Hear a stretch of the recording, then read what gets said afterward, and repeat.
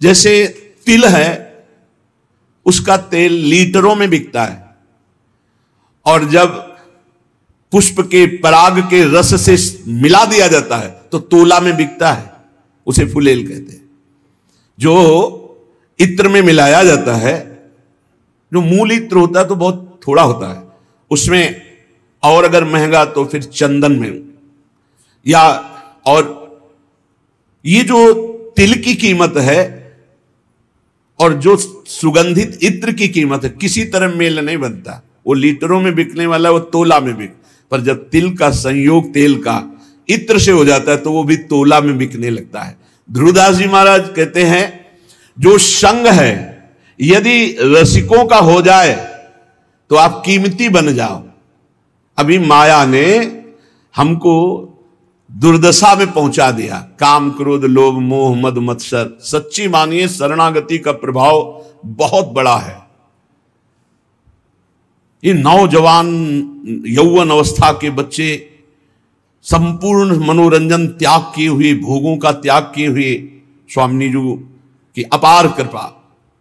देखा है भ्रमण के समय, देखा है सब, और यहां भी देख रहे हैं। 100 में 100 अभी दोपहर तक बदल जाए भगवान जाने। अभी 100 में 100 आज्ञा पर चल रहे, 1% जो धर्म विरुद्ध आचरण है वो नहीं। भजन की पूर्णता तो श्री जी की तरफ से होगी, वही करवाएंगी, लेकिन धर्म विरुद्ध छोटे छोटे बच्चे हैं जिनको केवल खेल खिलौनों से मतलब, वो ऐसे अकाउंट दिखाते हैं, इतने बड़े हैं, 60,000 राधा नाम जपा, और बढ़ाओ अगली बार 80,000 राधा नाम। इनकी क्या कोई महिमा जाने, अभी ठीक से चल नहीं पाते, 70-80 हजार राधा नाम जपे छोटे छोटे बच्चे, इनकी महिमा आगे जानते हो क्या प्रकाशित होगी। यही जगत को पावन करने वाले, चाहे गृहस्थ बन जाएं चाहे विरक्त बन जाएं, दोनों में ये जगत पावन करने वाले महात्मा होंगे। कहा न होई संत संग ते, देखो तिल अरु तेल, मोल तोल सब फिर गयो, पायो नाम फुलेल। इत्र की भांति तेल बिकने लगता है। संग का प्रभाव देखो, इत्र के संग से वो इत्र की तौल में बिकने लगता है। ऐसे ही अगर हमें संत संग मिल जाए तो पारस और संत में बड़ा अंतर है। पारस तो लोहे को छूकर सोना बना देती, पारस नहीं बना देती, लेकिन संत आप सरिस चाहे सब कीन्हा, अपने समान सबको बना देते हैं।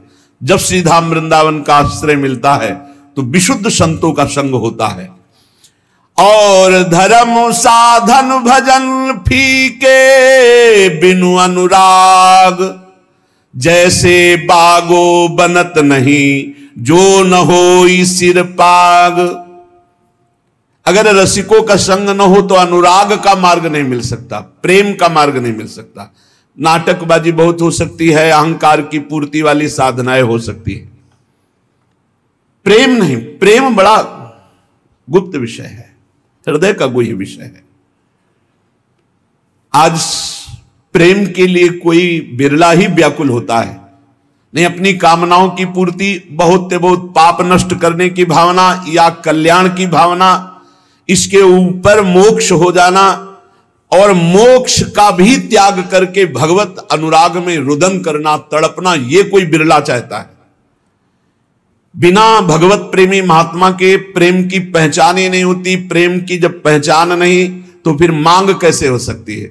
और जब प्रेम के लिए तड़पना होता है, कृपा कर दें हरि गुरु, तब प्रेम, जहां प्रेम प्रकट हुआ तो भगवान अजित को उसने अधीन कर लिया। भगवान का एक नाम है प्रेमाधीन। जिसने संतों का संग किया भगवान उसके अधीन हो गए। सेन जी हर समय नाम जप करते और अपनी सेवा करते हैं। इस सेवा से जो अर्थ मिलता उससे साधु सेवा करते हैं। सच्ची मानिए साधु सेवा भगवत प्राप्ति का सीधा मार्ग है।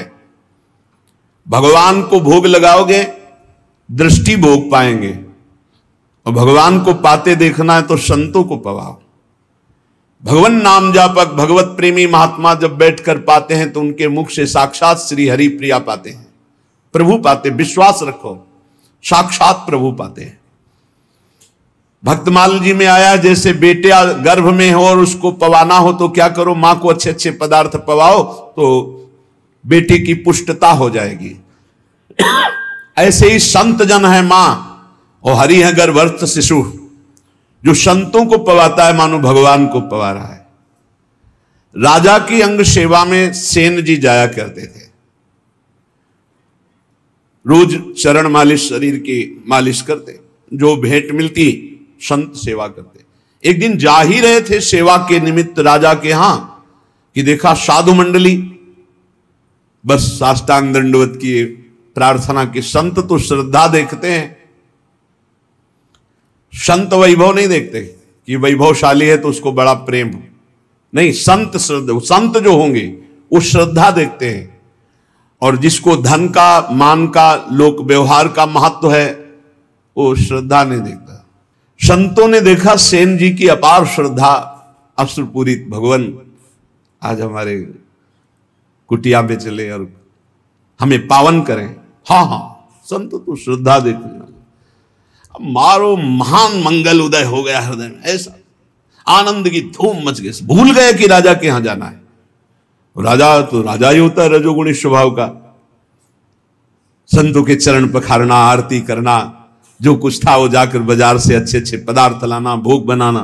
भगवान ने विचार किया कि सेन जी तो हमारे संतों की सेवा में मगन हो, राजा की सेवा में नहीं जाएंगे तो कल हो सकता है दंड विधान करें।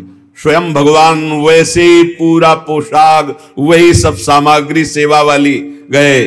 जय जय अनंत कोटि ब्रह्मांडों के स्वामी, भक्ताधीन मनः पूज्यो, भक्ता नाम अभयंकर। ये गोपाल शास्त्र नाम में भक्तों को अभय करने वाले भक्ताधीन हैं। देखो भगवान के आगे राजा कुछ पद रखता है क्या? ब्रह्मेश्वरादि सुदरूप पदारविंद, बड़े महामहिम। ध्येयम सदा परिभवग्नम अभीष्ट दोहम तीर्थास्पदम शिव विरंच नुतम शरण्यम। वो एक राजा के सामने जय जय बोले जाके। आओ सेन जी, विलंब हो गया, क्षमा हो भगवान। सेवा में लग गए। जैसे ही भगवान ने सेवा, अरे उसको तो एक अपार आनंद मिल रहा है आज, कभी ऐसा आनंद नहीं मिला। पीठ की मालिश की ऐसे, तो जब तेल मालिश कर रहे थे तो कटोरी सामने रखी थी, तो राजा की दृष्टि पड़ी तो देखा अनंत कामों को मूर्छित करने वाले श्याम सुंदर। पीछे मुड़ के देखा तो सेन, फिर कटोरी में देखा श्याम। कहा सेन, आज तुम्हारे तेल में कुछ जादू है क्या? नहीं महाराज, ये तो आपकी दृष्टि का चमत्कार है। आपकी दृष्टि में कुछ होगा तो वही दिखाई दे रहा है। भगवान ने झांकी दिखाई उनको। आनंद, पूरी रात आनंद में डूब गई। भगवान तो अंतर ध्यान हो गए। संतों को पवाया खूब, भगवत कीर्तन, भगवत चर्चा पूरी रात हुई। संत जन सुबह मंडली जब विदा हुई तो जैसे अपने प्रियजन के बिछुड़ने से प्राण व्याकुल होते हैं, ऐसे भगवत प्रेमी संत जनों के बिछुड़ने से उनके प्राण व्याकुल होते। मिलत एक दुख दारुण देही और बिछुरत एक प्राण हरि लेहि। अश्रु प्रवाह करते हुए संतों को विदा किया। जब संतों को विदा किया तब होश आया, अरे राजा की तो सेवा में गया ही नहीं। अब राजा को कैसे बताऊं कि हमारी क्या दशा हो गई थी। संतों के दर्शन मात्र से बड़ा, अब तो राज कर्मचारी आएंगे और मुझे बंदी बना कर ले जाएंगे। सोच ही रहे थे कि राज कर्मचारी आ गए। सेन, महाराज ने तुम्हें याद किया। सूख गए। विचार किया कि हो सकता है राजा है, कोई निवेदन नहीं किया, सेवा में जाना चाहिए, नहीं जाए तो निवेदन भेजना चाहिए, इसका मतलब भयानक दंड मिलेगा। चल पड़े। भगवान का स्मरण करते हो कि कोई अपराध तो किया नहीं, संत सेवा में ही रत होने के कारण अगर ऐसा हमें फांसी भी मिलती है तो कोई बात नहीं। अवश्य का सादर प्रधान द्वारपाल कैसे कर सकता है, वो तो तिरस्कार करना चाहिए। जब अंदर गए तो राजा ने कहा आओ आओ से, ये सब क्या, इनको तो क्रोध में होना चाहिए। राजा ने कहा सेन, जैसी तुमने कल सेवा की मैं बहुत आनंदित हूं, जो चाहो हमसे मांग लो। मजाक तो नहीं कर रहा, कल तो आए ही नहीं। तो उनका महाराज सेवा क्या, तो उनका सच्ची कल जो तुमने, और अश्रु आ गए। तब उनको लगा कि कुछ तो कहा, महाराज मेरी सेवा से आपको क्या सुख मिला? बोले मैं एक रहस्य जानना चाहता हूं। कल बार बार मन में आया, पर तुम सेवारत थे, इतना आनंद मिल रहा था कि पूछने। कटोरी में देखते थे तो एक श्याम रंग का बड़ा आकर्षणकारी रूप, और जब पीछे देखते तो तुम सेवा कर। क्या कल के तेल में कोई जादू था या क्या था कल? तो उनका सरकार सही बतावे, हम कल आए ही नहीं। अच्छा, कल तुम आए तो थे, सेवा की? बोले नहीं, वो जो कटोरी में देख रहे थे वो सही देख रहे थे, वो हमारे इष्ट देव हैं, श्याम सुंदर हमारे इष्ट देव हैं। आप नाराज ना हो जाएं, हम संत सेवा में मगन रहे, इसलिए मेरे स्वयं प्रभु शेन का रूप धारण करके और आपके। अब आप पूछे कि मैं बहुत आनंदित हूं, जो इच्छा हो मांग लो, तो सरकार अपनी सेवा से मुक्त कर दो। आज से मैं अपने प्रभु और संतों के सिवा किसी की दास्ता नहीं करूंगा। जो मेरे लिए तुम्हारी सेवा में आए, आज के बाद पूर्ण अनन्य होकर अब किसी अन्य का आश्रय नहीं। और धर्म साधन भजन फीके बिनु अनुराग।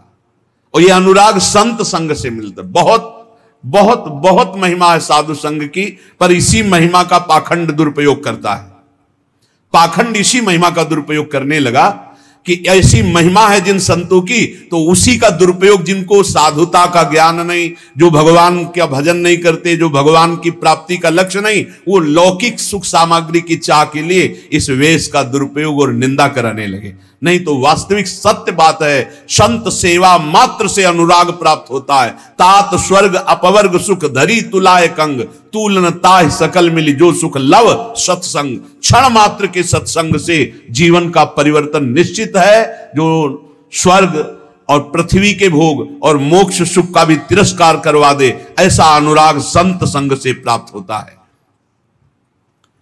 जैसे नक्शिक सुंदर वेशभूषा हो और सिर पर पाग ना हो तो शोभा नहीं बनती, ऐसे सब साधन हो और प्रेम ना हो तो शोभा नहीं उन साधनों की। प्रेम बिना जो कछु करे, सो नहीं लागे नीक। विविध भांति व्यंजन करो, लोन बिना सब फीक। जैसे बढ़िया कढ़ी दाल सब्जी सब बनी हो, इसके बाद नमक बिल्कुल न डालो, कैसा लगा? सब फीका। बोले ऐसे बढ़िया व्रत नियम संयम साधन सब चल रहे हैं, पर तुम्हें हरि अनुराग नहीं है, प्रभु से अपनापन नहीं, प्रेम नहीं, तो बोले सब व्यंजन जैसे नमक के बिना फीके लगे, ऐसे प्रेम के बिना सब साधन फीके। साधनों का स्वाद क्या है? अनुराग, प्रेम। प्रेम पूर्वक श्रवण, प्रेम पूर्वक कीर्तन, प्रेम पूर्वक दासत्व, अर्चन, बंधन, सख्य, आत्मसमर्पण। नवल किशोरी कुंवर की सहज ऐसी बानी, ताको संग न छाणही नेकु शरण गहे आनी। हमारी नवल किशोरी लाडली जू श्री श्यामा जू का सहज स्वभाव है, बाना है, विरध है कि कोई जबान से भी शरणागत होने लगे। तीन प्रकार की शरणागत होती है, एक वाणी की, एक मन की और एक शरीर की। अगर वाणी से भी शरणागत हो हमारे माई श्यामा जू का राज, मेरी महारानी श्री राधा रानी, मेरे प्राणनाथ श्री श्यामा, वाणी से शुरू कर दो तो नेकु तीन में किसी एक की शरणागति भर हो जाए तो स्वामिनी जो संभाल लेती है, उसे कभी छोड़ती नहीं, वाणी की शरणागति से भी। देखो हम तो झूठ बोल रहे हैं कि आपके सिवा हमारा कोई नहीं, लेकिन वो सत्य है, वो सत्य मान लेते क्योंकि वो सत्य है। जैसे संतों का सहज स्वभाव होता है, आप कुछ भी बोलो सत्य मान लेंगे। उनको ऐसा लगता ही नहीं कि ये छल कर रहा है, कपट कर रहा है। लाख समझाओ कि ये कपट कर रहा है, तुम क्या जानो, तुम्हारे अंदर कपट है इसलिए तुम्हें कपट दिखाई दे रहा है। वो कपटी नहीं, वो सत्य है। ऐसे ही हम कपट पूर्वक, नाटक पूर्वक अगर कह रहे हैं कि हे भगवान हम आपके हैं, हे प्यारी जो हम आपके हैं, वो मान लेते हैं। बड़े कृपालु हैं, बड़े कृपालु हैं। नवल किशोरी कुंवर की सहज ऐसी बानी, ताको संग न छाणे नेकु शरण गहे आन। तत्काल परिवर्तन शुरू हो जाता है। जो बड़ी बड़ी साधना से परिवर्तन नहीं होता, वो श्री जी की शरणागति से हो जाता। मान लो हमने ऐसी ऐसी समस्याएं देखी जिनको ऐसे निपटाती है श्री जी की, हम तुम्हें कैसे बताएं। जीवन संघर्षमय होता है, ऐसे क्षण में परिवर्तन देखा है, परिवर्तन बड़ा आश्चर्य में परिवर्तन देखा। हर क्षण कैसा वो, बस केवल ऐसे हो जाओ, वो भी सच्चाई से ले। आप कहोगे सच्चाई से क्यों नहीं? शरीर को अपना मानना, सांसारिक संबंधों को अपना मानना, ये सब है। हम श्री जी से बोल दिए ऐसे ही कि आपके सिवा हमारा कोई नहीं। वो इतनी भोरी, इतनी करुणामयी की मान गई और उन्होंने संभाल लिया। और कहीं कोई सच्चाई से श्री जी का अनन्य हो, फिर उसको क्या कहना है? रसिक अनन्य की महिमा को क्या कहना है? बोले प्रीतम हूं के प्रणय है, प्रीति के बस हुए जाहि, कोटि धर्म किन करो को तिन तन चितवत नाही। आश्चर्य में सब बातें जीवन में देख रहा हूं, आश्चर्य में सब आश्चर्य, सर्वाश्चर्य। प्रारब्ध अपना जोर कसता है और कृपा अपना जोर कसती। क्षण क्षण में प्रारब्ध टांग मारता है गिराने के लिए, और क्षण क्षण में नवीन लाठी बन करके कृपा है, ये फेंक, ये पकड़, देख अब नहीं गिरा पाएगा, अब नहीं गिरा पाएगा, आगे बढ़ाते चले जाते। कैसे तुम्हें बताएं? अगर श्री जी के वचन के भी शरणागत हो जाओ तो निर्वाह करते हो। बोले प्रीतम हूं के मन यह है, प्रीति के बस हो जाए। केवल अपनापन प्रभु को चाहे, केवल अपनापन। कोटि धर्म किन करो को तिन तन चितवत नाय। खूब बड़ी तपस्या, ये वो सब प्रभु ये नहीं देखते, अपनापन देखते हैं। आप अपनापन कितना माने हुए?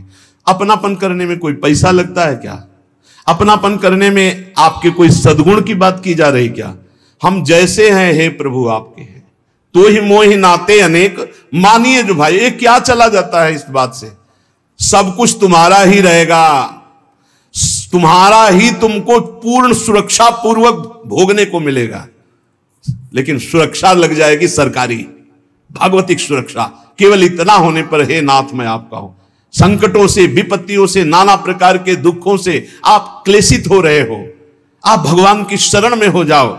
शरणागत अभय हो जाता है, शरणागत निशोक हो जाता है, निश्चिंत हो जाता है। जब तक शरणागति परिपक्व नहीं हो रही तब तक आपको अनुभव नहीं हो रहा। नहीं, सत्य कहते हैं, ऐसा लगता है हर समय वो गोद में लिए हुए बैठे। हर समस्या का समाधान ऐसे होता है प्रभु की कृपा से।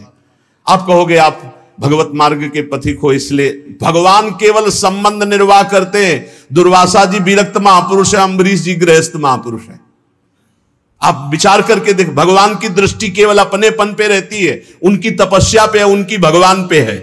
क्या आप अपनी दृष्टि भगवान पर नहीं कर सकते? मेरे प्रभु, मेरे श्री कृष्ण, मेरे हरि, मेरे राम, मेरे शिव, जो नाम रूप लो वही है, दूसरा तत्व नहीं है। एक ही परम तत्व, अम्बा बोलो, शिव बोलो, राम बोलो, कृष्ण बोलो, गणेश बोलो, सब वही तत्व हैं। लीला के लिए छोटा बड़ा ये सब, लीला में जब एक ही समान नाटक नहीं होता। नाटक में आनंद तब आता है जब एक सेवक बने, एक स्वामी बने, ऐसे ऐसे पूरा नाटक तभी तय। तो इस नाटक मंच पर एक ही परम तत्व अपने आप को विविध रूपों में करके खेल रहा है।